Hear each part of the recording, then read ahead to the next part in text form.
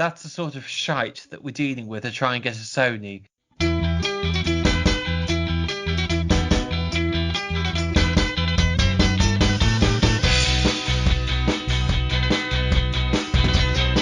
Three, two, one, go. Hello, everyone. Happy Christmas to all of you D-Trouties. This is the D-Trout Spinners podcast with Miles Pennell and Gary Forrestal. Hello. GF, how's it going? GF, the G unit, as I Yeah. tried unsuccessfully to get myself known as at school. It's not too bad, mate. Obviously, we're recording this. Well, not obviously. I will reveal. We're recording this on the 22nd of December. We are kind of preparing for Christmas. I think it's going to be pretty different for both of us. We'll probably talk a bit about that. This is a Christmas special without it being a Christmas special. We are going to do the normal bit, just so you know. We are going to review episode 37, but we'll chat a bit about Christmas and stuff as well. And it was Christmas. Well, but it's Christmas, that's why. Well, I want to bring up first, Miles got one of his presents sent to him from his mum. I didn't get any presents from my mum, and actually she did. I know. I'll tell you a lie.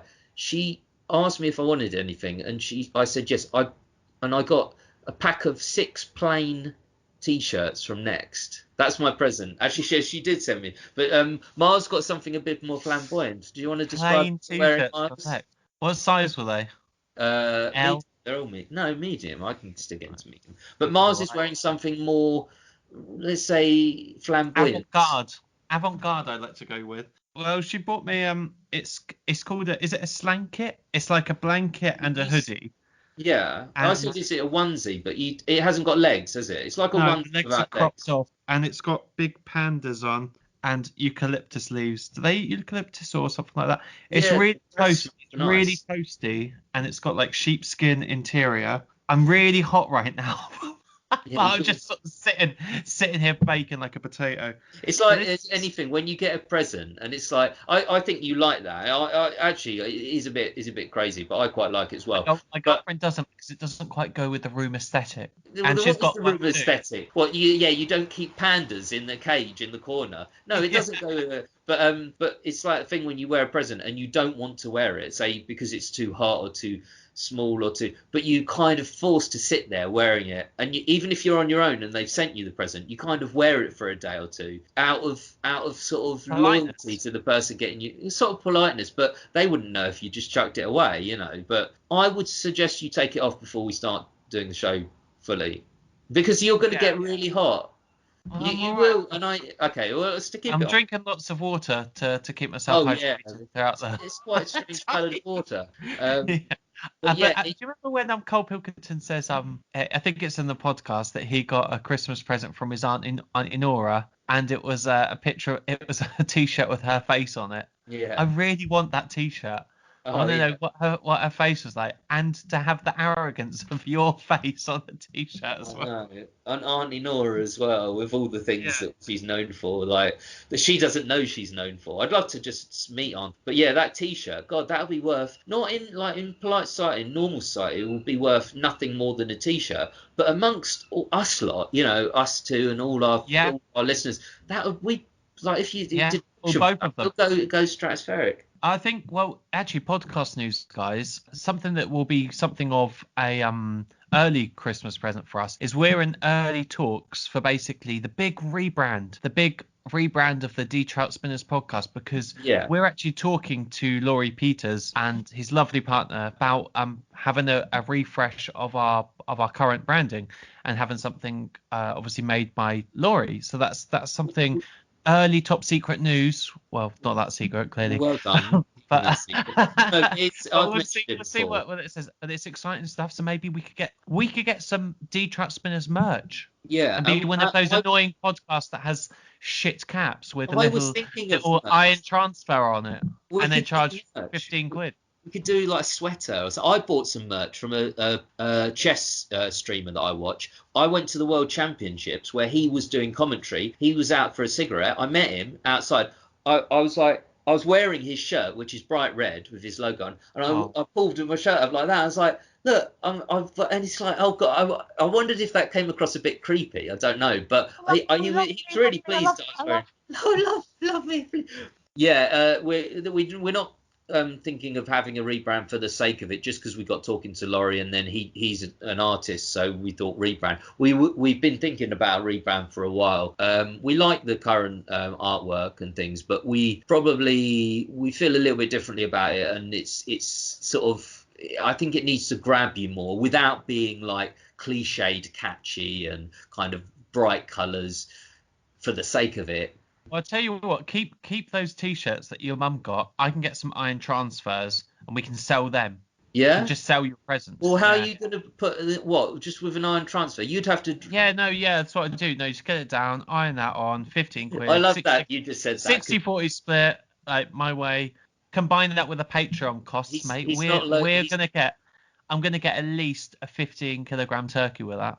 I'm getting a little pooly, but I love when you said, I said like, oh yeah, how would you do the iron transfers? And you were like, it's what I do. Like so many things, like as if like, oh, that's what I do. I do iron transfers, you know. Thrifty. You love that reply to anything. It's what I do. Oh.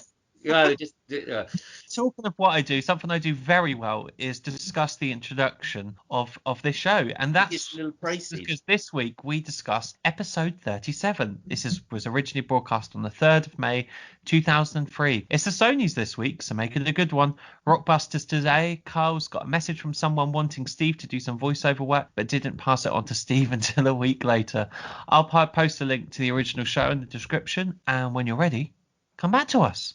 All right. Right. So I always considered this show to be my favourite show of all time. Really? And but it was only listening to it again, and I thought we've said it so many times, but you look at the shows so differently when you're reviewing them. But for me, it's probably not my favourite show. I think why I love it so much is because it means something, because there's an award up for grabs here, and Steve and Karl really wants this to go well, and he does sort of take the reins, especially at the start with the voiceover work chat, that is brilliant chat, and just to contextualize it, Steve's been offered voiceover work, Karl hasn't passed it on, and you get Steve so annoyed because that is exactly the sort of work that he would love to do, that Ricky was probably being offered at the time.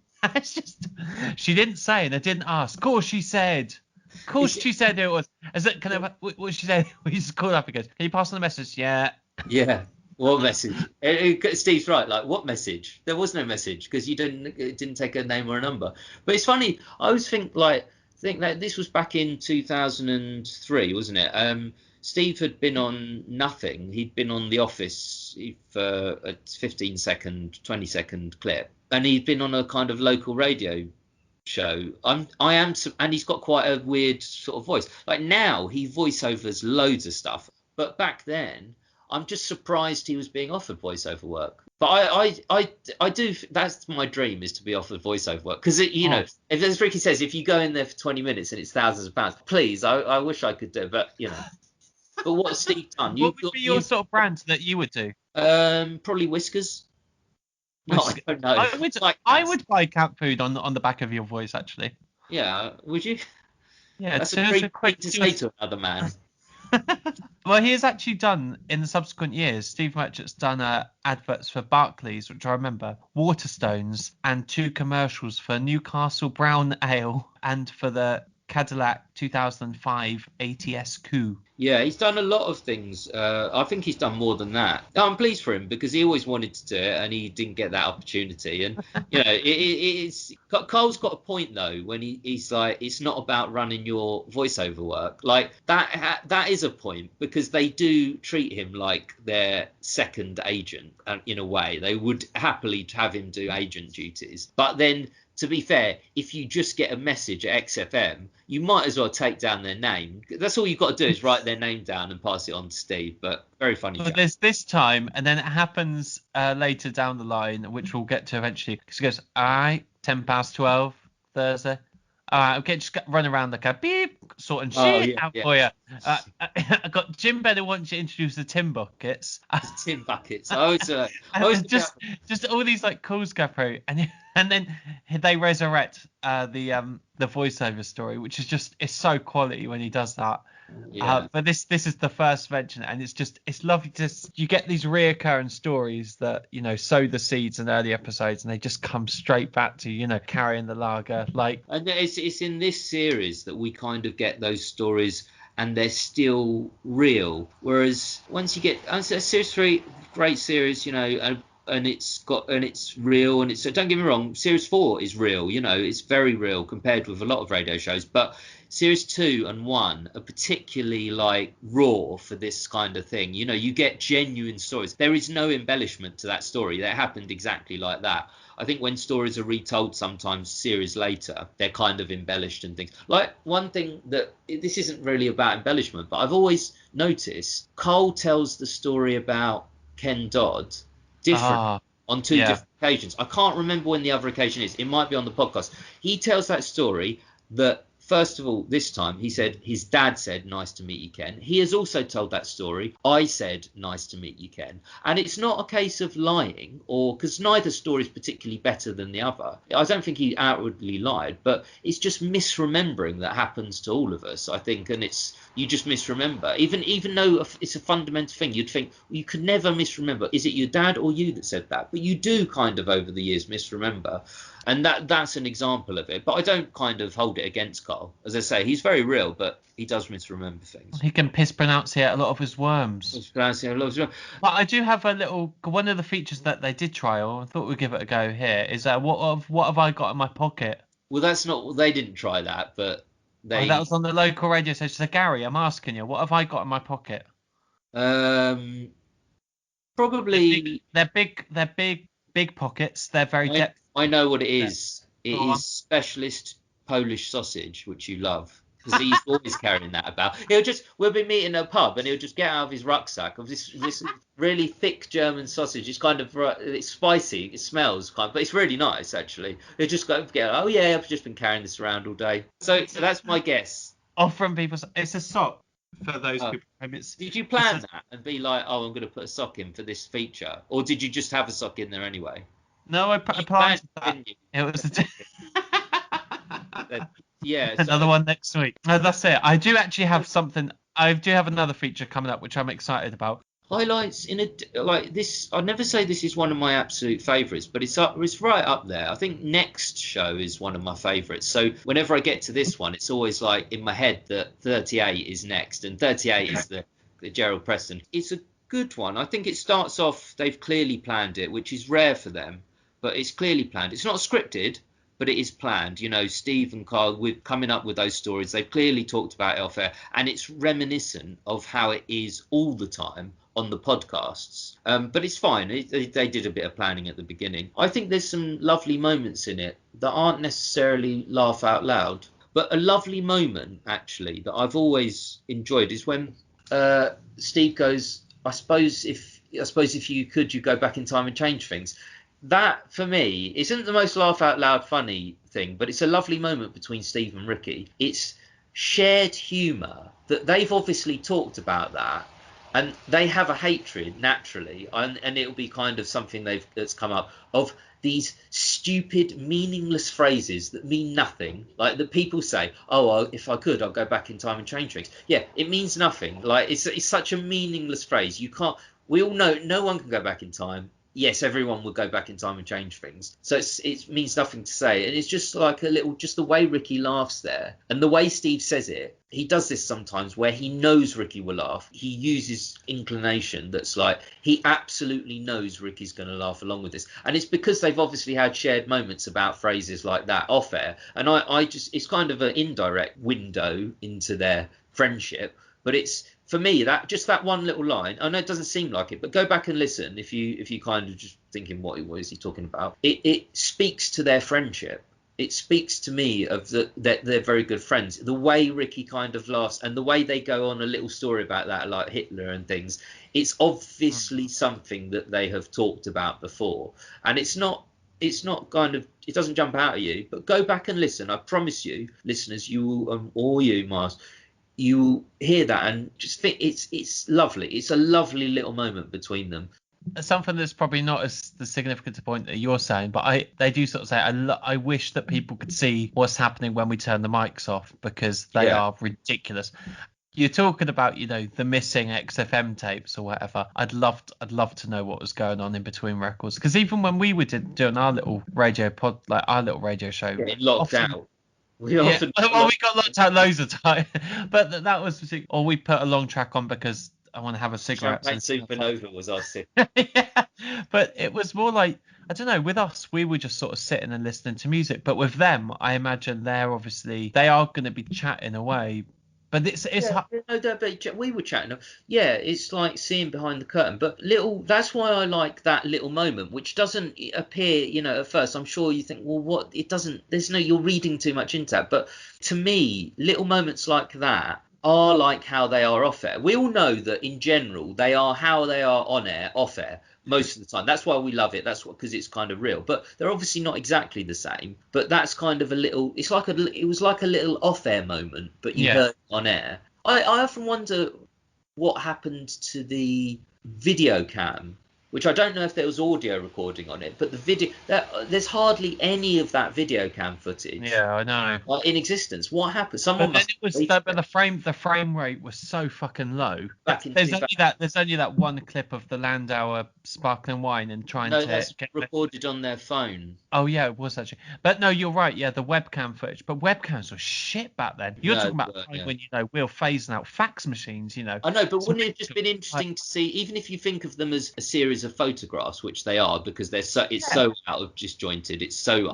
I sort of wish that we could just see the studio and all of its glory. But that's just nostalgia. That's what nostalgia does to you. Something I do like about this episode, and a personal bugbear for me, one of Steve's reoccurring anecdotes is the cinema story, where he goes to the cinema to watch X-Men 2, which is a great film. That is actually a great film. That's probably one of my favorite comic book films. And great story. I know you're going to talk about that. Great. I love this story by Steve because I feel what he felt. He describes it so well that I am getting so pissed off. It's like she's sitting next to me, and then I've moved and sat in it because I'm getting so pissed off. But anyway, go on. What are your thoughts? That's exactly what I was going to say.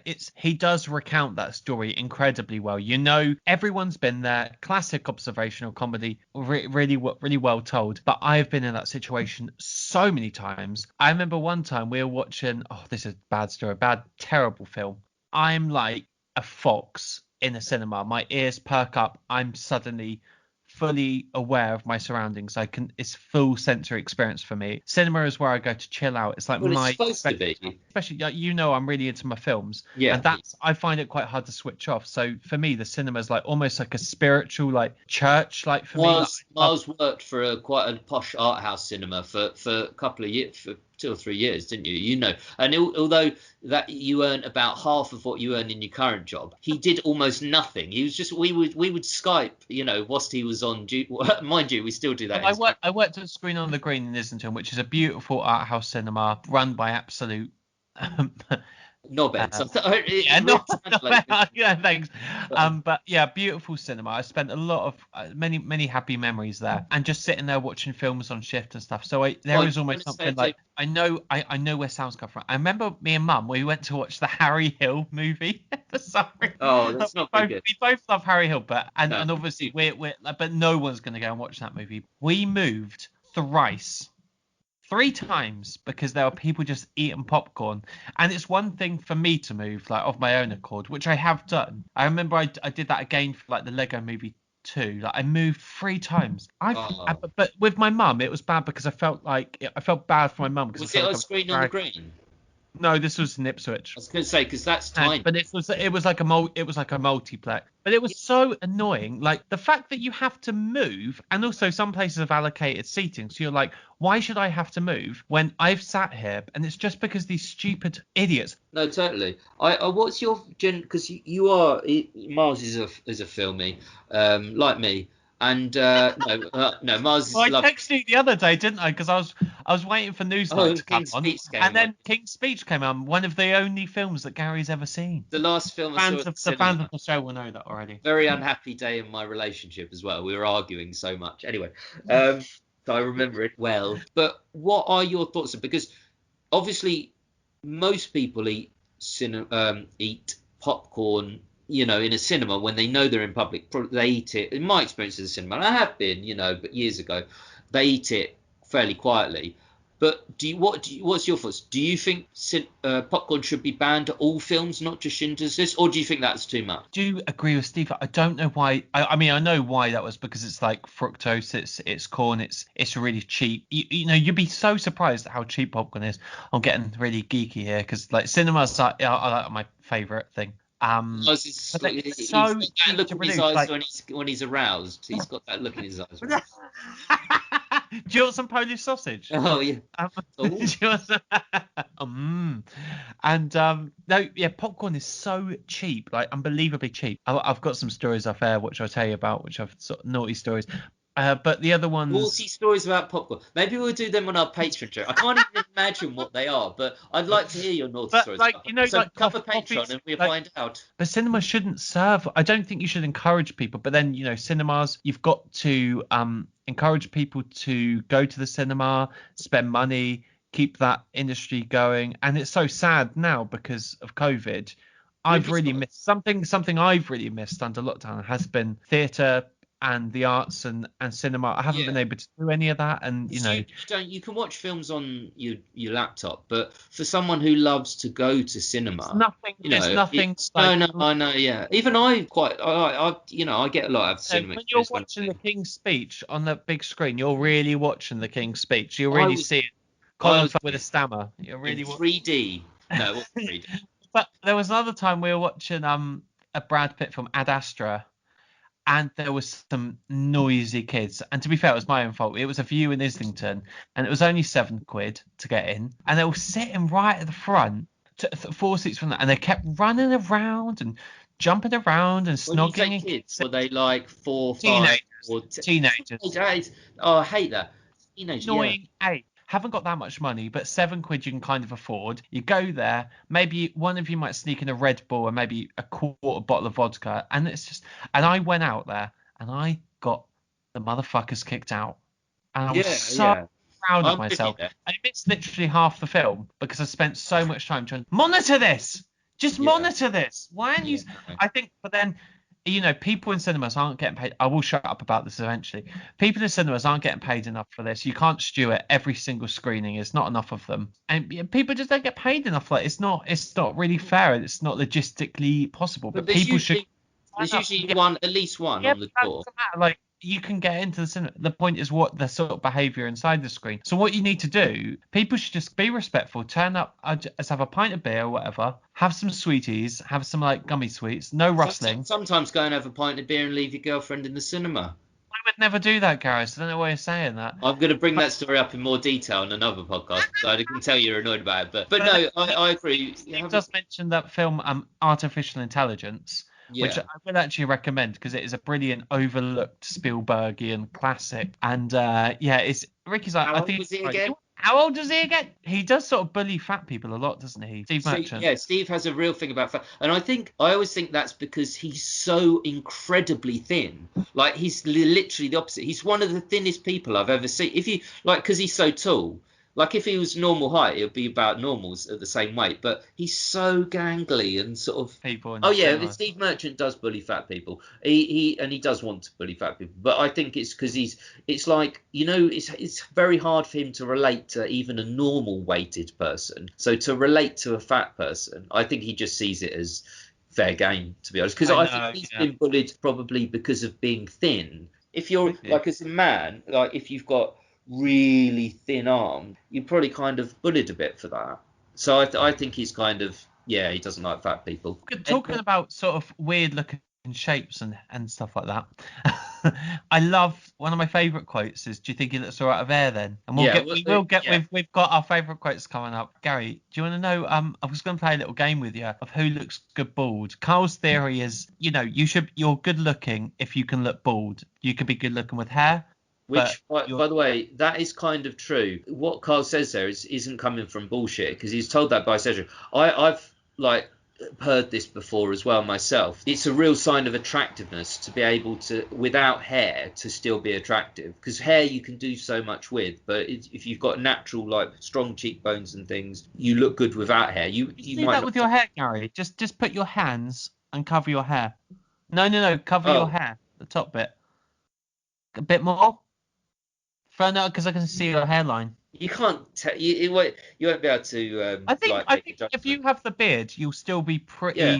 I would never describe you as good looking. No, Mars and I wouldn't describe each other as good looking. We've got a real thing about that. Like, it is true. I think actually the one thing to do if you do lose your hair as a man, like progressively, is probably to grow a beard. It's the one way out of it. And if you're a woman, just for balance. Women don't go through male pattern bald loss. You can get alopecia and things like that, of course, and it's terrible. It's horrible. What was the name of the presenter, the Scottish presenter Gail Porter. Is it? Yeah, Gail Porter.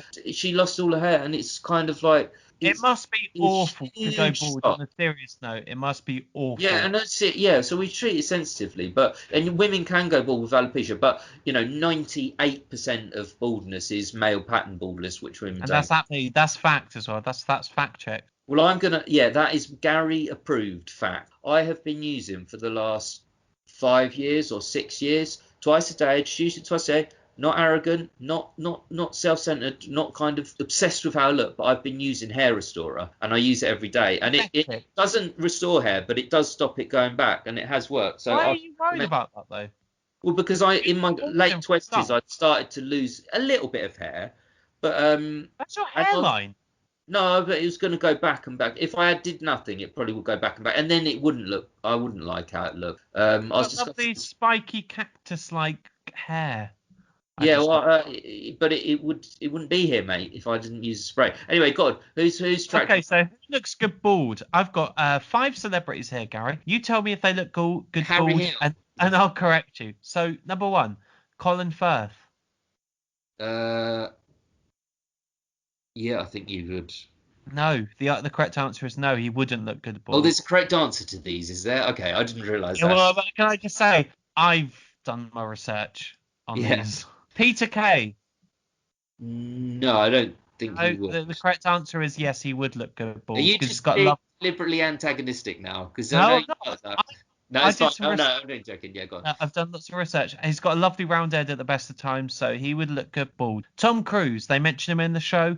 Would he look good bald, Gary Forrestal? I don't think he would necessarily look that good. The answer is true. He does actually look quite good bald. Just on a little side note, what do you think about Tom Cruise's little rant? You can cut it all out if it's boring, but I thought it was outrageous. As a filmy, it's outrageous. So there are 2 ways you can look at this. I'm glad you mentioned this actually, because I posted it on our internal work Slack notes, and I said, "Look at this. This is classic behaviour of workplace so arrogant." And I was so shocked by it. But then my colleague, right, he said, "No, good on him, fair enough." And it's that wasn't my point about the whole thing. No one should be speaking to someone like that, full stop. Especially when they've got so much power, and the person is undoubtedly, effectively powerless against him. That's what annoys me with people like that, with Tom Cruise doing that, because he's basing it in something that is true. Everything that he said is unjustified, but he is basing it on something that's, okay, yeah, it's true that you should be careful about COVID, particularly now on film sets, and it's true that he tried to make it like he was like an eco warrior, saying, "Oh, people are losing their livelihoods in the film industry, and it's because it's people like you." So he's kind of trying to play on those little. I hate people who do that. They take something real and genuine and just and add it to an unjust argument to come up with a straw man and shove it out at people. And it's classic. I've heard who's the British actor who played a young, I think he played Batman. I'm not very, but there's a British actor, Christian Bale. Yeah, is it Christian Bale who had one of these rants as well, or is it the other one? I haven't heard it, but he is British. He needs to play Batman. If that's a point to raise, there's a genuine point. You as the star, just take them to one side and say, by the way, you just maybe don't do that, because and it is really important, because people, in the wider picture is we're losing films to this virus, so try not to do that. He does have skin in the game though, because he's also exec producer, he's a big name in Hollywood, despite his acting credentials. You're right. That is disgusting behaviour. You should just know better. We talk about, Priti Patel talk about bullying people, and I bet it goes on internally in yeah. And I just think, I really was so shocked when I heard that, and it's a horrible thing for someone to feel like that. Yeah, because Tom Cruise has always given me the impression. I won't get into the Scientology thing. It's very controversial. I have my ex-girlfriend, my longest. I was going to say longest-serving ex-girlfriend, but the girlfriend I had for longest was raised as a Scientologist. But which is, yes, it's strange. That genuinely is the case. His Scientology stuff is weird and nutty, and it's not good. But I never kind of saw Tom Cruise. I always imagined him being quite friendly on set to people who are low down. Oh, yeah. Yeah, but sometimes people come across well in interviews and you think, yeah, you're such a dickhead in real life. I can just tell by the way you're answering that question. Tom Cruise, not so much, but he's obviously weird. What's her name? What's his ex-wife? Katie Holmes. People, there was all these memes when they split up, she'd been rescued from the Nazis, basically. She was fine. She was out of this torturous relationship. Anyway, that is not fact. That is not a Gary approved stat. I can't say for sure that Tom Cruise gives you bad relationships. So I'm not saying that, Tom Cruise. If your lawyers are listening, actually, do you know what the best thing for us would be? To be sued by someone like Tom Cruise. Imagine the publicity. Yeah. We'd have to give that 40. How much money what have you got in your pocket? We got 40 quid from Patreon. Here's your next one. I wanted to ask you that as a film person. So I appreciate it. But to bring it back to something serious, Tracy Emin, would she look good bald? Oh, great cheekbones. She'd look great. False. She wouldn't. Okay. Sorry about that. The last one is Dame Ellen MacArthur, or that woman in the boat. Strange one to pick. She'd look all right. I'm not going to criticise Dame Ellen MacArthur. She's done more than I've done. So I think she'd look all right. You're right. She would look actually good bald. Well done. You got 1 out of 5. Wow. It's amazing. That was part of our Christmas game trivia night. That was our little Christmas game, was it? Something that I do really like about this episode, when you do get a sense of the real people, if you will, is Ricky at the Selfridges golf simulator. He goes to Selfridges, which is a big posh shop in London, if you're an international listener. And there's this golf simulator there, which is worth an incredible amount of money. He at first is reticent to sort of try and have a go and, take a swing and, throw some balls into a net. But he's then encouraged and pushed on by these 2 sales agents. And he says, and I did my best. I really tried my hardest, just because Ricky's ego is one of that he can't stand to think of, someone think of him as a failure. Yeah. Well, so that line at the end of that, I had to. And he says, I had to. And that is just, and Steve says it, so we don't need to say it, but he says that just sums you up. That really does. If anything, all of the XFM stories, that sums Ricky Gervais up, doesn't it? It sums him up really well. But the other thing that sums him up, included in that story, that is not within it, but is part of it, is his retelling of it. Because what sums him up, as well as the facts of the story being true, is that he is more than willing to tell it exactly as is true, not kind of pretend he didn't try more than he did, or not kind of try and couch it in anything more that looks better towards him. He retells it in a very honest way, and that, as well as the story summing up Ricky Gervais, sums up Ricky Gervais during that period. He's willing to tell those stories, and I love him for it, because he doesn't pretend, he doesn't take himself seriously. He says exactly what he says. So that'd be embarrassing. If you think externally, to say at the end, I had to, that he said to his girlfriend. Yeah. Most people wouldn't say that, I don't think. But I'm not saying no one would, but where's that bit at the end as well? He says, "Gotta get a cab to my back in." And my main thought was, obviously Ricky's fucking loaded at this point. I was thinking, he flash fuck. I couldn't afford. I was just thinking the whole time, I would probably, put on a face and jump on the tube. He would. Mars doesn't get cabs. Like, I would get a cab, not because Mars would go on the tube or run or something. That's true. Whenever we meet, he never gets cabs anywhere. Like when we meet in Brighton, we're from pub that's quite far from the station. Only because you hate walking. No. I would always get a cab back, ideally, but I walk because Mars walks, and it is cheaper. And I'm not flash or anything. I don't have loads of money, but I just like getting cab. And but Mars is very honest there. He genuinely doesn't get cabs, like even if it's a long way. We went to see Stuart Lee. Ended up getting a cab like about 3 quarters of the way across London to get back to my hotel. That still makes me laugh because there was we'd gone past the time, hadn't we? We were drinking in pubs till late. That was a good night. Oh, back when we could go to drink. I'll tell you what, and just something I think because we want to move on and do our favourite quotes and I've got some points to make. And you do too. But whilst we're on the subject of pubs, and towards the end of the episode, this is when I do start to sort of drift off and stop listening. It's because when Ricky talks about Steve starts to talk about people who have annoyed him and nominating someone who annoyed him at the Tube, said, "Oh, that's dangerous." Yeah. When there's this a clearly signposted sign and she doesn't hear the sign, la la la la la. But Ricky talks about that nurse who's a fan of his, and the shows don't make me cringe so much now because I know exactly what's coming up next. But that story, I actually can't listen to. It's just a notable point for me because I actually have to stop listening because it makes me want to crawl into a hole because I just can't be in that place. About the story of the nurse who goes up to her and says, "Oh, we fucking loved you," and it's just so tacky because you just know someone like that who would be that sort of person to approach someone famous and say, "Well, fuck it, I thought I liked you." Well, I was being polite, I said hello. Like, you annoyed at Ricky or this? No, I'm annoyed more at the woman, but it's because I am. It's something about his retelling of it because I don't know. I don't know what it is. It's a very good reteller of story. It's a really good reteller. It's annoying because it's just like, it makes me, I can't even explain it. It really makes me just wince and just, I don't know. And then forget the bag and having to go back. Yeah, no, it's a real skill of Ricky's. And it's not just about the words you use, in what order you use them. It's about everything. It's about the pauses. They're just, and again, it's not profound. He's not doing it. It's not scripted. It's not a soliloquy. But Ricky is very, very good. I've got a point about it, actually, of some unrelated in this show.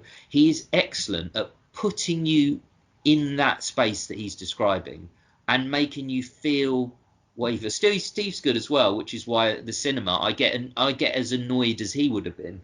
But Ricky's very good at placing you, and he's very good at retelling that story, and he doesn't kind of couch it. I love. It's in favourite quotes, but I might as well. Nice of her to clean up her bad language, which is very funny to Steve, because obviously Ricky's only doing that for the radio. But yeah, it's a very. I've never got the thought that I can't actually listen to this. It's never annoyed me that much, but it does annoy me. But certainly Ricky's reaction doesn't. And we criticise Ricky a lot now and how arrogant he is. Kind of comes across more. But I can imagine how it must be like. Don't get me wrong. It must be brilliant to be famous. Yes, I'd like to be famous. I'm not going to lie. We all would, and not in a in a sort of really ultra arrogant way, but in some. Yeah. But it must be really annoying. Like you can't go anywhere without, because some days you're like, some people shouting at you in the street, nice things. It'll be lovely. It'll like give you a boost. But other days, these days you go out, and we both have them. Like, you just don't want to talk to anyone. You just don't want any interaction. You don't want a supermarket. You go to self-service checkout, even if you've got a lot of things, because you just don't want any interaction. But if you're rich, everyone must keep either saying things to you, or it must get annoying. And also, like it's that thing in life, isn't it? If you don't like someone, ordinarily you just cut them out of your life. You never have to speak to them again. But if you're rich and famous, everyone knows who you are, and you can't really ignore anyone because you're world famous. Everyone. You can ignore them, but you pick and choose your company, don't you? When, like, say me and you, when we go to a bar, right? We've got a particular, I don't know what it is about us, but we've got a particular aura that we attract weirdos, and that's just the thing about us. We do attract weirdos. Yeah, guitars, a few little drugs, a lot of drugs involved. Drug lords, people who are offering threesomes. No, it's really interesting as well. I'll just say we had like this guy who had a number 3 hit in like 1992, a sort of dance. Oh yeah, great. I can't remember who it was, but no, but he was an interesting guy. And we were talking about what's his name, who just died of an overdose. Keith I can't remember who it was, but anyway, it sounds horrific, like that chat. But I'm. You make your politeness and you make your excuses and go. It's But Ricky if Gervais. we ignore people, if we ignore people, it means nothing beyond ignoring people. We wouldn't ignore. We interact with the people if they interact with us, and sometimes we initiate the interaction. Occasionally. What would you say if a fan of the D-Trout Spinners approached you? What would you say? Is it FLJS or not? We got something about FLJS coming up. Anyway, he served his ban. Anyway, we'll come to that next of him in the community. But yeah, we can ignore people in the pub, and it doesn't like. But if you're famous, you must constantly be thinking, well, I don't want to give a bad impression of myself. And I guess eventually you kind of have to, because like if we ignore people, it would be a bit rude, because the vast majority of people in pubs that we don't interact with us, it's just that some do. So to ignore them would be a bit. You couldn't just ignore them. What about that woman in Brighton who put green food colouring into our drinks on St Paddy's Day? Oh, well, she'd look good bald. No, she was quite annoying. But again, yeah, we got our drinks dyed without our consent.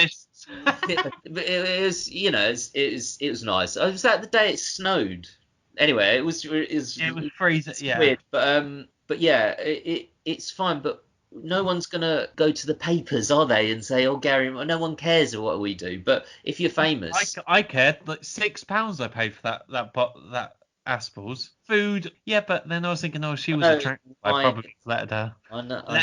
Oh my god, my English is dreadful. But yeah. So the overall point is that don't ever be rich and famous. Don't ever be rich and famous. One of the things about Ricky that we just came up then is how good he is at placing you in a scenario. And there's a good example of it in this show. And you might listen to this 10 times and just kind of glide over it and not think anything of it. And I did, but I realised when I was listening back to this how good he is at doing this without you noticing it. And it's when he says he's talking about Karl getting bored of Karl or not getting bored of Karl, and he comes out, he says, you know, it's like when someone says, how are you getting on with Tomb Raider? Oh, I don't play it anymore. I think that's such a good example of excellent rhetorical skill, because Ricky's not a big video gamer, but he came up with that. The subject of getting bored with Karl came up. But instead of just saying, look, I don't get bored with Karl, he places you as a listener. He takes you into that example using a relevant, realistic example that lots of people have gone through, something similar. He's not planned. He comes up with it straight away. Doesn't seem like anything, but and do this, you know, you can still think I'm talking rubbish, but go back and have a listen to it. How clever it is. It's not the best thing in the world. It's not the best thing he's ever done. It's not like The Office, which was scripted and brilliant. It's like people saying, how are you getting on with Tomb Raider? I haven't played it anymore. I think that really shows a lot of skill of Ricky that is unseen and goes on behind what we see. We know when he laughs and it's really funny. We know when he says something that's really funny. But he's very good at placing you in the story. There's other examples of it throughout all the series of the show that we're reviewing. He'll suddenly go into character and play two people, you know, and have a dialogue between himself to kind of put you in a scenario. He's very, very relatable. That speaks to his skill as a writer. You have to be like that to be a writer and to observe things. And it's only a little example, and you might think, oh, you're making too much of that. It's just all he said was, it's like people saying Tomb Raider. And I know it's not the most entertaining thing in the world, but it's not supposed to be. But it's very good. Like every time I listen to that, before I thought about this, it places me exactly what he wants to get across. I know exactly what he means. I knew what he means before, because you know what he means by not getting bored of Karl. As an audience, we're not stupid. We do understand what that means in general.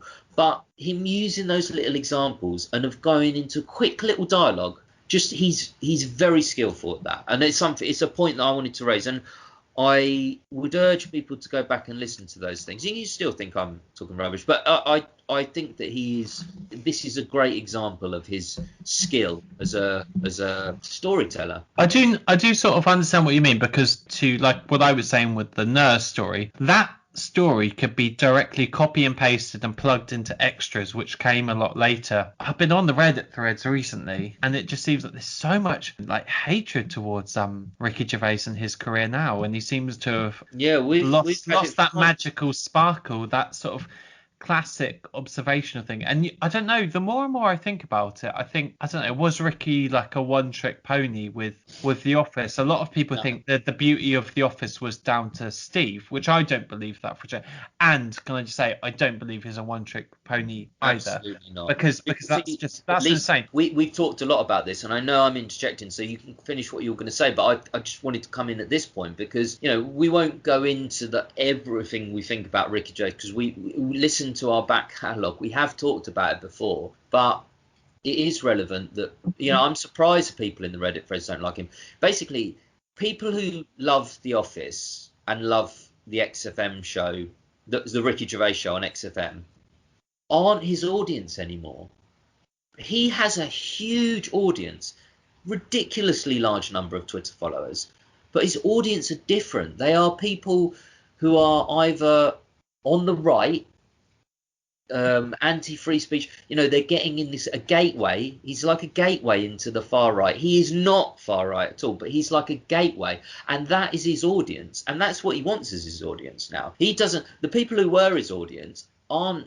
We're not his audience now. But I definitely don't think he's a one-trick pony. He is still, I would say to this day, I still sum him up as a genius for what he's done with The Office and the Ricky Gervais show that we love, that we review. It's a really sad thing though, and Sad. I think it's a really sad thing though to go, we're not his audience anymore. It's like, I know. it's almost like the child has gone to university and left the parent. That is what it's like at this stage. I wouldn't use that analogy because that implies sort of personal growth and going away from your roots, whereas I think Ricky's is more calculated, and it's a tactic to kind of attract that kind of audience. But he's still, don't get me wrong, even to this day, I will see some clips of Ricky Gervais and think, oh God, he's really funny. He's still funny. It's not like he suddenly lost it. It's just that he takes the serious part of his work, and his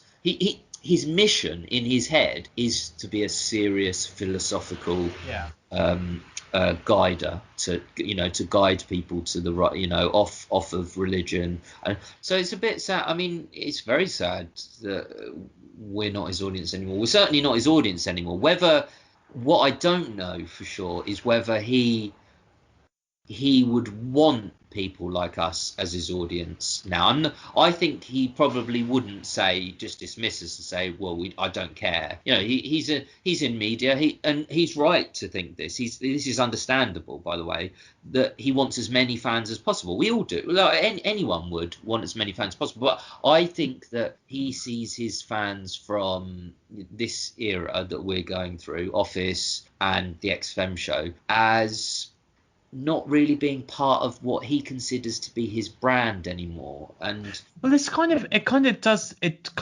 is understandable because it's that whole difficulty of the second album. I remember I'm a big fan of Naughty's music and early Naughty's indie music, and I remember I knew every word to the Arctic Monkeys Whatever People Say I Am album, and I could still easily recite to you every single word of every single song of that album. And now it's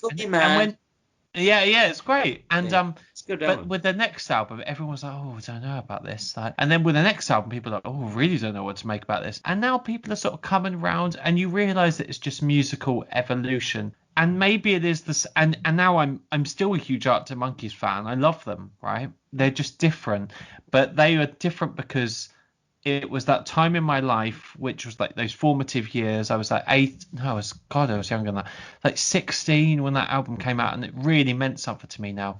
But I think they would want the same fans that they had back then. They do, but Ricky Gervais, it will be a bit different because Ricky Gervais is kind of moving with the times. But I think he's moving. He's moving with the uglier elements of the times. That's a good way. I'm right online. So there's such a huge rise in right-wing online media. When Barack Obama was elected president in 2008, all you saw on YouTube, and I was glad for it, It was people. The only people who had an online presence were people on the left, people who were happy he was elected, fans of his. And it's not because I'm consuming that media, so that's all I was checking. You know, I keep my eye out for everything, and there was nothing. The rise since then, steadily since 2008, of the far right online, which Ricky Gervais isn't, I don't think is, but he is a gateway to it, I think. And he's kind of stepped in line with some of the uglier elements of society and online culture.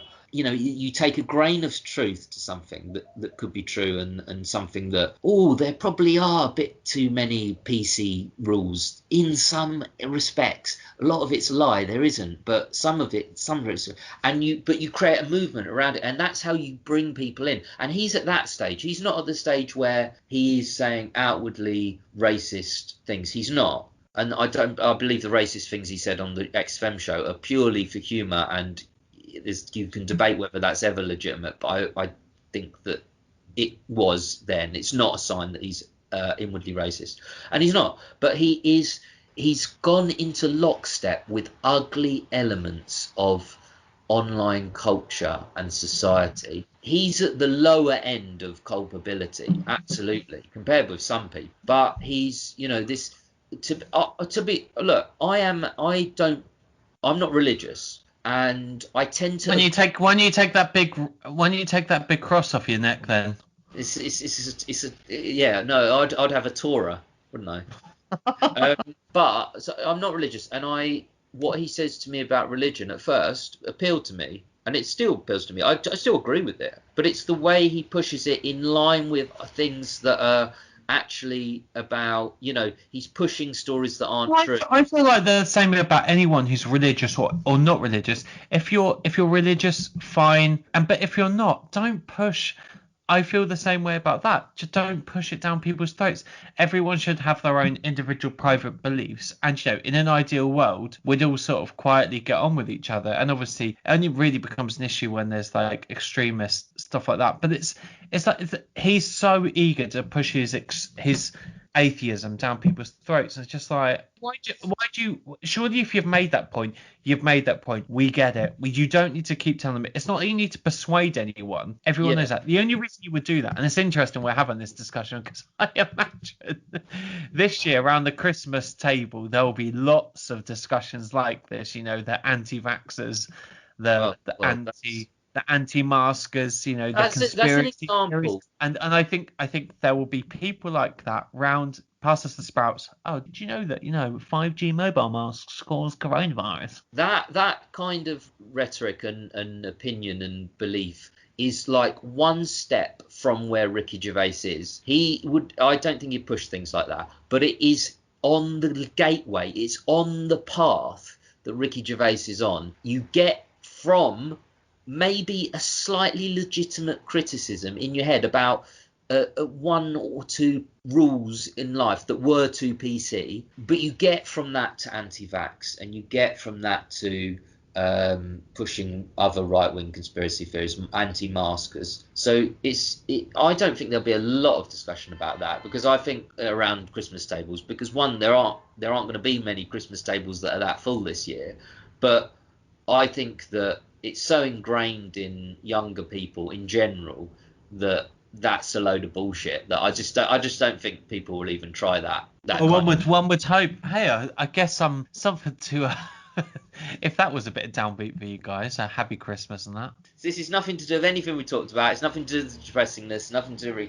But please, can you clear up, either listeners or you? Clear this up for me, because I have heard this, and probably this episode I've heard, well, certainly north of 20 times. So I've heard the whole episode. George Clooney does look good with hair. That's not. Well, we're not going to get on to the hair objectivism. Please clear this up. It's just a little moment, but every time I hear it, I think, what? I don't get that. Like, I don't understand. And it's like he's forgotten that we didn't hear the bit of the conversation you need for this. It's where they come back from a break and he says, are now arguing like nutters. And that's fine, that bit. And then he says, still arguing, this time about having help from me and my dad. What Good the one. hell Good one. is Good that one. about? Good cliffhanger to end Do you know? for our break. Do you know? Email us Do you know, spinnerspodcast@gmail.com. Miles? I don't, but they can always tweet us at Spinners Podcast. We'll see you after the break with our favourite quotes and I've been next censored. community. He's been censored.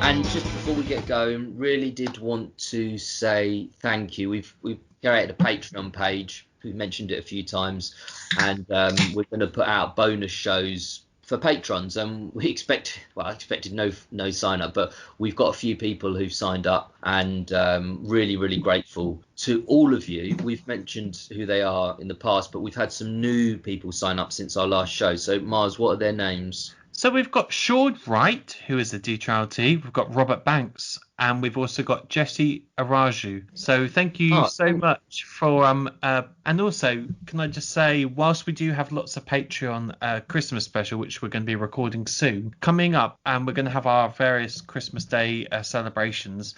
But I think Gary and I, we're going to record something special on Boxing Day, which is we're actually going to review something a little bit different. We're going to veer away slightly from the XFM shows, and we're going to review the Radio 2 specials that they recorded for in place of Jonathan Ross. And they basically did a set of 2 shows for Christmas Day and New Year's Day. So that's something to look forward to, before we enter 2021. Yeah, what was it? 2021, still here. Still there. Can't believe our luck. Favourite quote. So yeah, I usually say 5 aside is good. I've got about 7. Well, you've already mentioned the bit of the story which we love, but my favourite bit from that story is not what you said. That it's oh.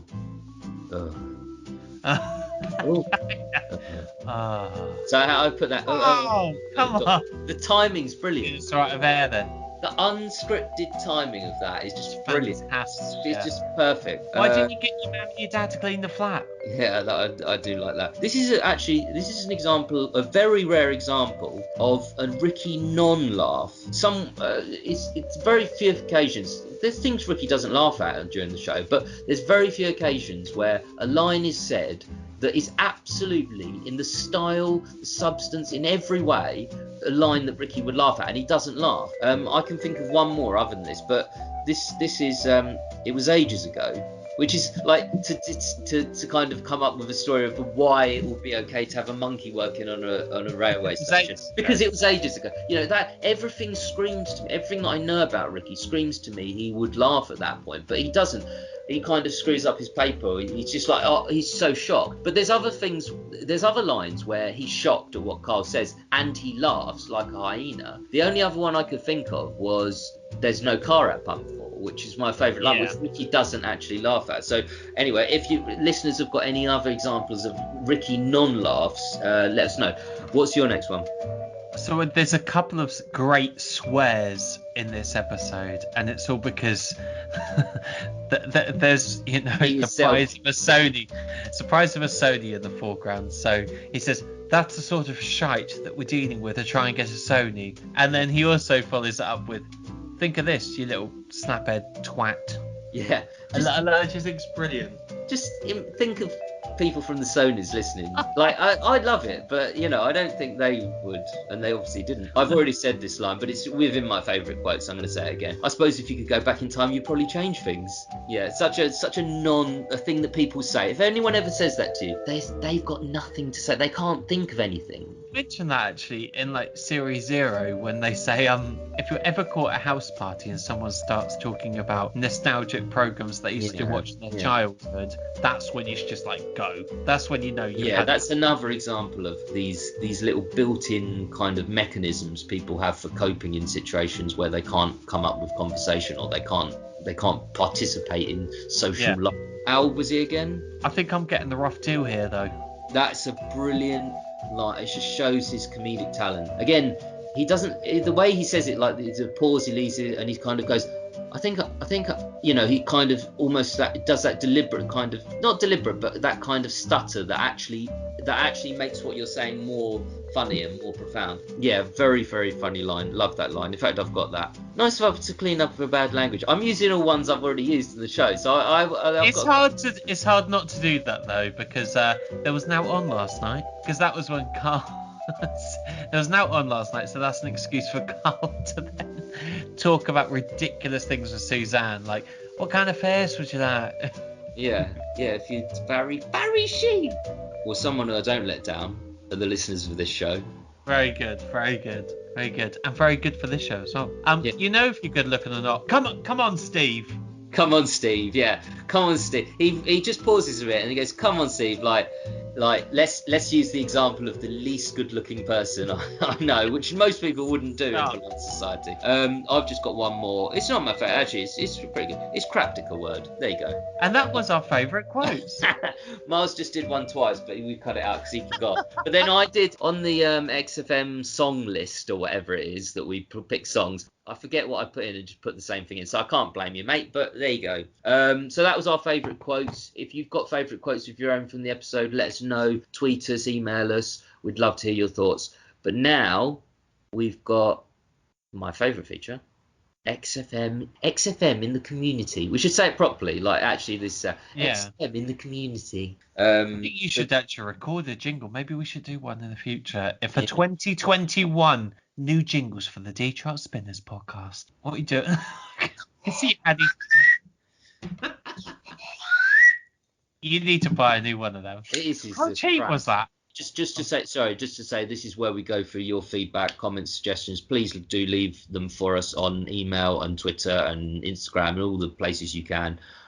We love hearing from you. Mars, what's the first one? So this one is from Rob, who is one of our new Patreons, as I mentioned. Oh, thank you. Hi, guys. I'm really enjoying the podcasts. I got through your podcasts in a week or so after finishing the Richard Anderson episode. I think that officially makes you a D-Troutee. I thought the interview with Laurie Peters was absolutely brilliant insight and the best episode so far. So do I. I thought a lot of those earlier episodes were shit. So what's wrong with... I was just going to say, what's wrong with the other ones, please? That's a very Jewish thing. When you say, you say, do you like the blue dress or the red dress? I like the blue dress. What's wrong with the red dress? That's a very sort of Jewish, like, little... I think the nice part of it was hearing some further validation to some of Karl's stories from the past. Some people think Karl's on that and think that episode is the greatest counter to that argument. One quick point I would like to raise is that I think Laurie slightly played down the relationship of Karl and Ricky.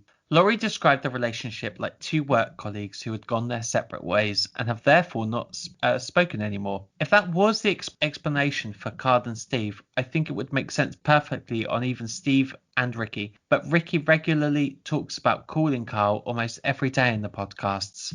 The fact that he spent Christmas Day with Karl, did weekends away with Karl, and was a bit obsessed with Karl. Ricky describes Karl as his best friends on a number of occasions. I like the point made a few weeks ago in those podcasts about how they are both from working class backgrounds that have much older siblings. I actually think Karl would have been a great person to keep Ricky grounded as well in the rise of his career. I completely understand that work relationships can fizzle, and I think Ricky and Karl did, or still have a much deeper relationship. I know you have mentioned not being a massive Derek fan, but I would urge you to watch some of the outtakes of Series 1, as you can see Karl genuinely having a really good laugh with Ricky. He looks genuinely really happy, which made me question why he didn't do the second series slightly. Finally, when people go on to say how Steve was the brains behind The Office or vice versa, or how Steve provides this, Ricky provided that, I think a point that is sometimes a bit missed is when Ricky makes a project now. I don't think anyone is there to say a joke isn't funny. I disagree with you for that. Let's redo that scene, etc., etc. What made them best was that you could bounce from one another. It is about the individual input for me, but the way each of them got the best out of one another and complemented each other perfectly. I really look forward to more content and would love to hear about what you think of those points. Gary, thoughts? Rob, thank you for your email, and thanks very much for becoming a patron. Really interesting set of thoughts. It's made me think, and I always say this, that my favourite listener emails are the ones that make me think, even if initially I don't agree with what's being said. But actually, in this occasion, I do tend to agree. I emailed the show and said it was a load of shit. I agreed with you straight away, so that was all fine.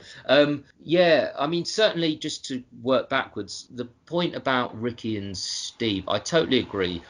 Steve isn't the brains behind The Office. The Office is clearly, largely Ricky, but Steve is an absolutely vital cog in that wheel, and he does lend it sort of warmth. I'm sure it's warmer than it would have otherwise been with just Ricky, and that's a really good way to phrase it, Rob, that they bring the best out of each other. It's a well-known phrase, but I just have never really used that phrase before when describing Ricky and Steve back in that period. But you're right, they do bring the best out of each other. It's rare that you get that, two people who really can bring the best out of each other, because The Office is the best of Ricky. I mean, it would be the best of anyone that created it. It's so good. It's certainly the best of Steve, and they really drew it out of each other. You know, since then they've done some things which I think are okay, good, not so good, but nothing goes above the level of good.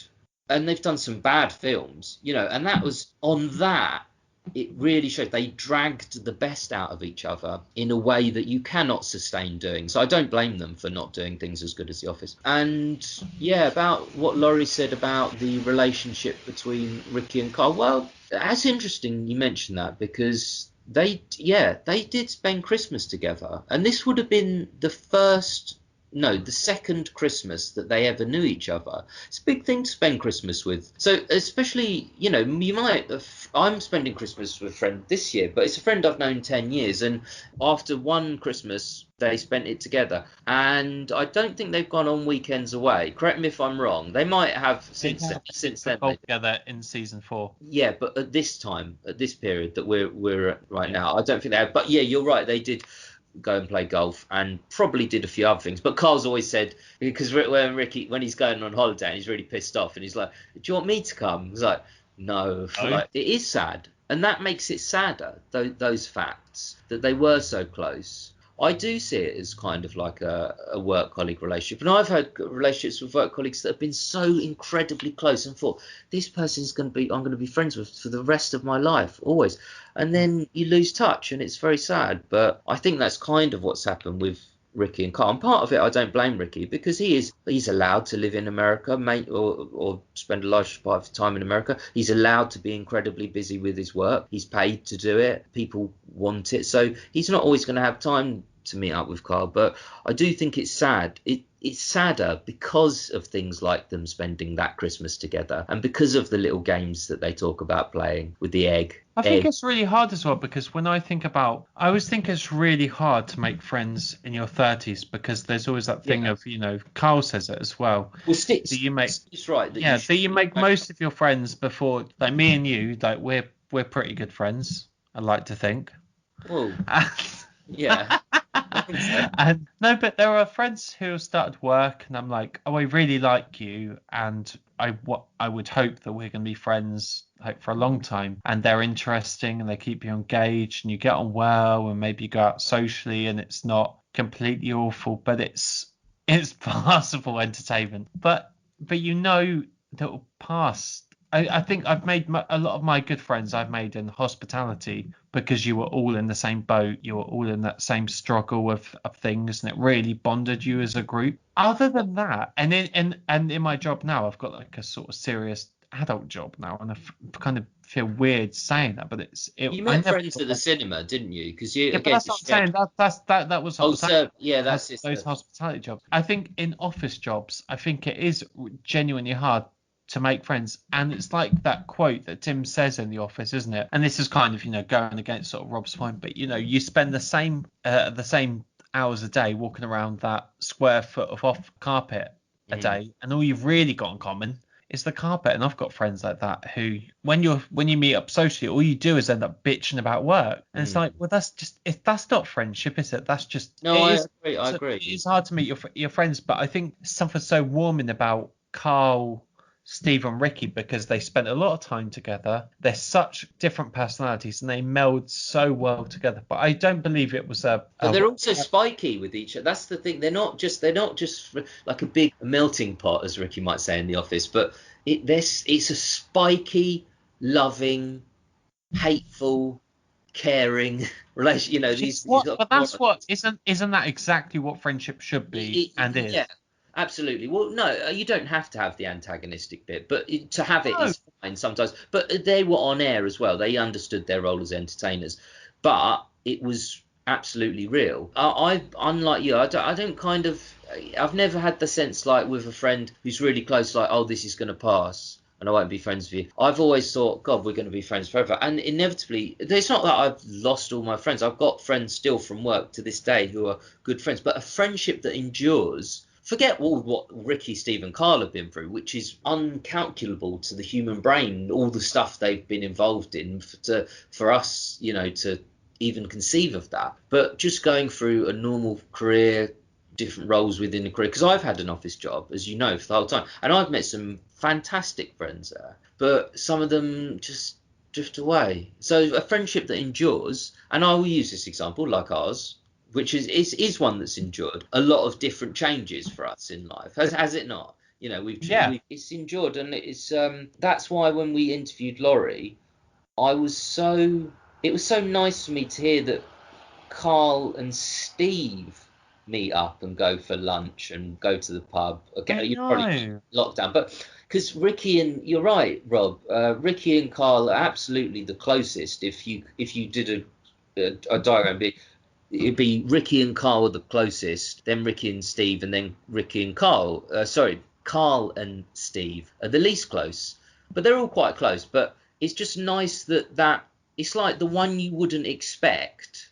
Out of all the combinations of two together, the least likely is Steve and Karl. But it's nice it's something nice about that kind of. It was a real friendship, and as you say, friendship can be built on antagonism as well. But it doesn't have to be. But they were so antagonistic that it's nice that, and they're the ones that have endured, not Ricky and Karl. But anyway.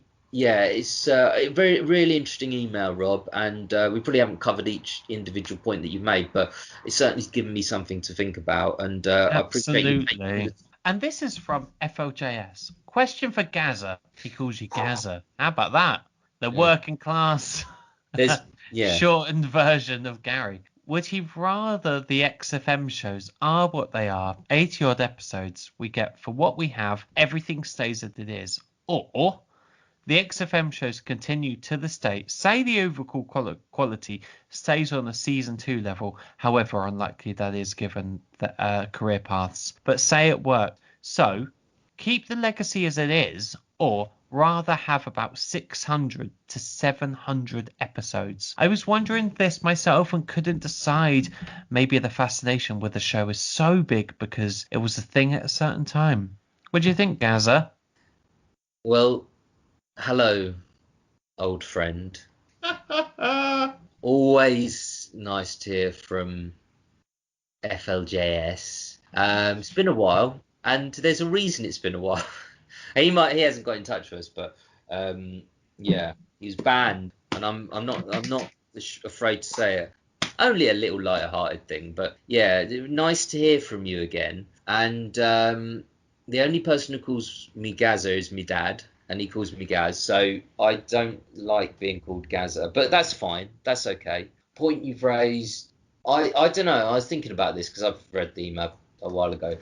You put a very important caveat. You say, so I could easily answer and say, I want it as it is, except you said, but the quality, as unlikely as this would be, remains the same.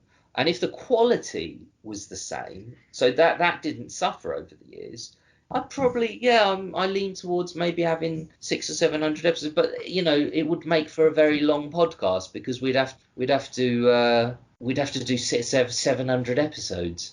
But Yeah, just for us. But yeah, but I think overall, it's a good question. You put the caveat in, or it would have been an obvious answer. But I think I still lean towards having the body of work that we've got. If you've got 600 episodes of something that you really like, where the quality doesn't suffer, which is impossible, but if you did, you can't become as attached and as warm to them, even if the quality is as good, because there's so many. Whereas with this set number of set 80 episodes or so, whatever it is, set, we know them, we love them, we could listen to 80 episodes. It's better to listen to 80 episodes each 8 times or 9 times than it is, I think, to listen to 600 or 700 episodes once. You could never listen twice. It just isn't enough time. So I think I like there being just the body of work as it is, as a sort of like an imprint of what they were then, and also a contrast point to what they are now. So it's something to judge them on. Can I just say, like, that I totally agree with you, by the way. I've just I'm a big fan of, Ellis James and John Robbins, and they did loads of shows on. They've now moved to 5 Live, but they've done loads of shows on Radio X, and there is They're such very good. I like them as well. but there's such a vast back catalogue that every episode just becomes like another Haribo sweet. You just eat one, you go nom, nom, nom, nom, and then it's gone. Then you like another Haribo sweet. Nom, nom, nom, nom, nom. Whereas like the XFM shows, they're like those flight sweets that you used to get. You're on a long haul flight, you suck a The ones you sweet. suck so your ears don't pop. Yeah, exactly, those ones. And you savor them, and you really appreciate everything about them.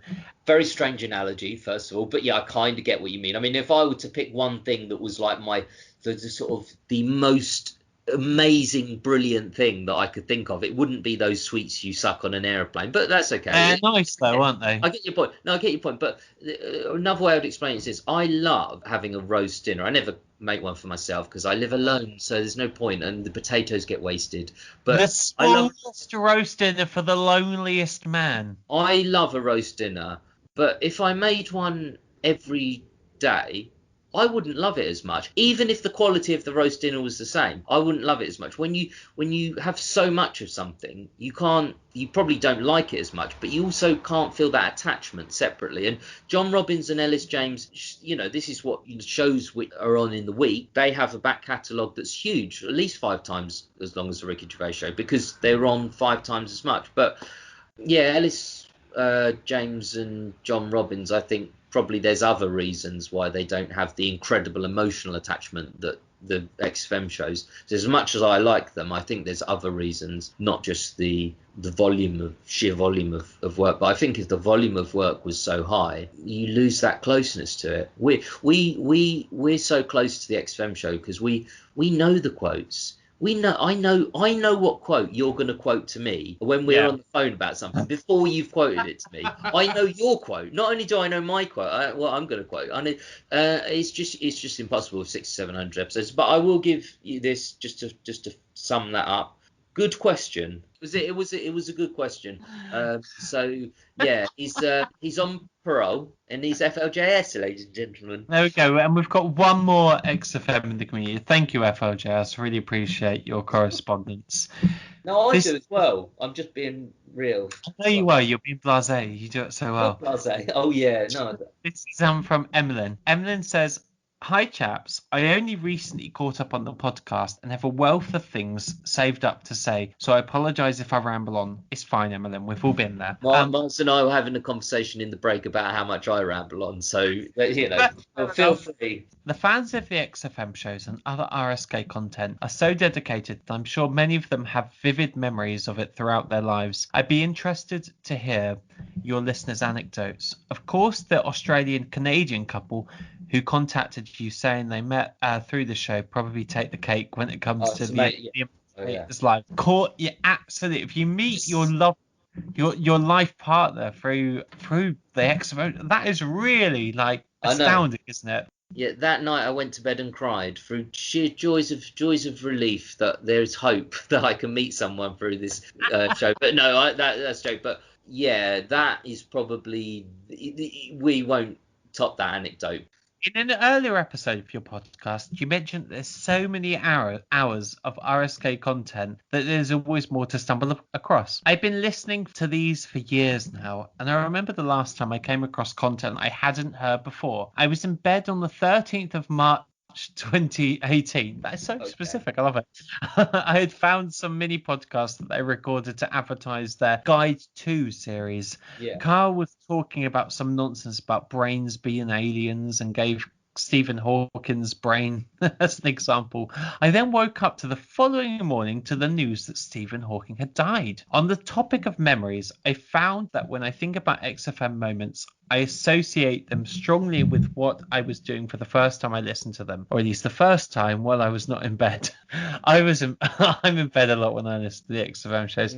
Whenever I think about It's Not His Fault, I sort of have a flashback to driving out of the Calais port in the Euro Truck Simulator, or when I think about Karl winning against Ricky with the lateral thinking puzzle about a lighthouse keeper. I remember being held up on a tube train for half an hour at 10 p.m. on a Wednesday. Maybe this isn't that surprising, and people who listen to music more than me, as they may have some kind of experience with songs they like. It's not an exaggeration to say that most of my knowledge of music comes from XFM chats, Rockbusters, and Songs of Phrase. I'm learning a lot more about Oasis thanks to your podcast too. Oh, Way!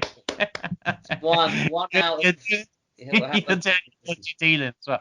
Listening to these shows all the way through has become an annual tradition for me. There isn't enough content to last me throughout the whole year, but the night of the 1st January is always, Steve, just back announce that for us. Day. One theory I have about XFM is that Karl typed Y into a computer after he watched an episode of The Prisoner, where this was a plot point. I've never watched The Prisoner. We know that Karl is aware of The Prisoner because he uses its filming location as a point of reference where explaining where Port Maddox is.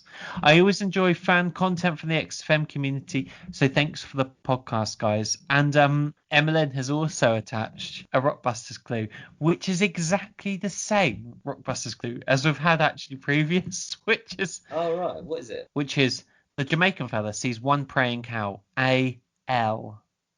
Can you get it this time again, Gary? Is it Annie Lennox? It's a kneeling ox. Annie Lennox. I think we've had one similar to that. I don't think we've had that exact one. Can I just say, Emmeline, I totally resonate with your email. I love how people resonate with certain episodes at a particular point of reference in their lives, and I do exactly the same thing. Yeah, I do as well, and but that's a really interesting point. No one's made it, but yeah, it's kind of, it stares you in the face really. You don't just, when you hear an XFM clip, you're not just, it doesn't take you back to the XFM days. It doesn't just take you back to the XFM days. It takes you back to where you were. And I love I'm trying to think of examples. I think I heard most of the shows just in a boring way. The shows weren't boring, but I was just in my flat. So there's nothing that really stands out. But yeah, definitely in general, kind of the way a memory sparked by, and I find it sparked by smell more than any other memory. I mean, we're getting on to a bit broader memories here, but smell can kind of take you back not just to a memory, but to where you were in a particular place and time, not just the memory of the smell. I can imagine it does it with the XFM shows. But, overall, Emlyn, thanks so much for your email. Really interesting point. Again, nice and different. It's made me try and think of some examples of where I was when I remember specific bits of the show because I first heard them then. If any of our listeners have got any good examples, that's a great thing to go out to listeners with. Thank you, Emlyn. Name a memory from the show or a piece of audio from the show, and where does it take you back to? That would be really interesting to find out. And thanks for getting in touch. And that wraps up our XFM no more from FLJS. segment. That's done. That's wrapped. That's wrapped God. up in a nice little bow, which is appropriate because we're now approaching Christmas time. Mistletoe and wine. Someone put, did you see Chris Rea tweeted? He actually. I know, I saw that tweet. That was marvelous. Luckily, I haven't stocked up with petrol or something. Oh, fantastic! Right. And also, if you do, Detroiters, if you want a Christmas recommendation, may I suggest Bob Mortimer and Paul Whitehouse go fishing on the BBC iPlayer. Fantastic Christmas telly alongside your Muppets Christmas Carol and everything. That show is the very definition of humour and warmth together. It couldn't be more humorous and warm. It's just such a nice combination. Chris, why don't you fuck off? Chris, why don't you fuck off? Yeah, again, lovely. It's the most amazing. Anyway, it's just, wrap us up as we take you into your Christmas Day experience. However you're with, however how you are celebrating. We would like to give you a little gift of our songs, which we will insert into our Trout Spinners library, which is where Gary and I each week select a song and we put it into our Spotify playlist, which we always include in our description to the episode. Gary, this week, what are you selecting? What kind of festive choice are you going to choose for our listeners? So imagine the scene. You're there. You've just had the turkey. You know, you've had your first argument of the day. You've unwrapped all your disappointing present. This is not just because it's so profound, but mainly because I haven't thought of one again. But no, there is one I want to put in. I don't know the name of this song, but it's instantly recognizable, and I do want it in because it means a lot to kind of us and our relationship and our friendship. It is the theme tune from the Magic Roundabout. I want that on our Trout Spinners library because it means that it used to be our intro music. It's kind of every time I hear it takes, and that's an example of what Emlyn was saying. You know, that takes me back to being at Coastway Studio, hearing that sound and being just about to speak on mic. So yeah, that's what I'm putting in this Christmas, as Christmas is a time for reflection. So I thought I would reflect, and also I couldn't be bothered to think of one, mate. But what's yours? My one's actually going to be a bit bleaker because I wanted to go for that. I love that, by the way. I wanted to go for Last Christmas by George Michael, but I didn't really want to do that because you've already put in that Mariah Carey song. But yeah. I do love George Michael. We were talking about Tom Cruise earlier, and he didn't seem the kind of person who would do that. George Michael, absolutely, I am guarantee 100% would never, well, as close as I can get to 100, would never do that. Tom Cruise kind of seemed like he wouldn't, but he did it anyway. But George Michael would never do something like that. Like he seems like not just a great musical artist, very talented, just a genuinely nice guy, and a troubled guy as well. Absolutely. So I'm going to choose They Won't Go When I Go, which is like an underrated George Michael song, but I highly suggest it. Guys, this has been your Trout Spinners Christmas special. The longest one ever. Nothing particularly festive about it. It's going to be an absolute nightmare to edit, and that's fine. Gary, are you looking forward to Christmas? What are your Christmas plans? Not really. I mean, we've talked about this. I'm gonna go and see our two mutual friends that are mutual with you. Neither of them really celebrate Christmas. And sounds great. I'm not having a meal or anything. I'm just going to go to there and maybe some snacks at Pete's because he likes to lay out a little dish or two. He does. And, a bit of wine and then get the taxi over to Millie's and get a taxi back to my flat when Mars would have walked. It's just one of those days. I'd be happy when it's over, to be honest. I don't particularly like it. I choose not to see family, but for various reasons to do with my family. I get on with my mum, my dad, grandma, but I like to caveat that, but there's a particular reason I can't go up. So yeah, that's what I'm doing. What about you? Because I know you were, we're recording this, well, I'm in Brighton, you're in London, but you were going to be in Ipswich now. What's happened, mate? Going to be on my own, mate. Gonna be all no, we're gonna Skype, so we'll sort of. No, we'll Skype. I've got one or two friends that I can Skype with. No, I'm gonna be at home. I'm gonna make a nice roast dinner on my own, and I'm gonna chill out, watch some films, do a bit of writing, do some podcasting with you. Like I said, keep the people at home entertained whilst they're around their table arguing like nutters. Yeah, I'm actually looking forward to. Yeah, I'm actually looking forward to Christmas in a weird way.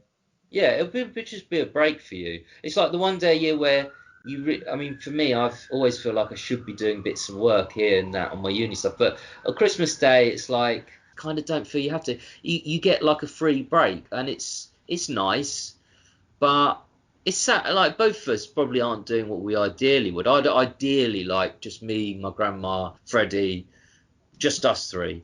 You'd like you and your mum and your sister, and just but they were in London, so you didn't have to travel. Do you know what I mean? We've all got ideal versions of Christmas, but all of our not just ideal versions, but even mildly okay versions have been crushed because of COVID. So yeah, we're both shit year this year, and hopefully it'll be better next year. And this year, shit year, so leaves. And no, I think it will be. I think stay positive, guys. Look after yourselves. Have a happy Christmas. I just want to say a really happy, because genuinely, like you are, your plans have been extremely changed. I know you're saying you're okay. I hope you are okay about them. It's a very difficult time of year because it's such important to a lot of people. So really do take care of yourselves this Christmas. There will be some of you spending it alone, probably because of COVID, like Mars.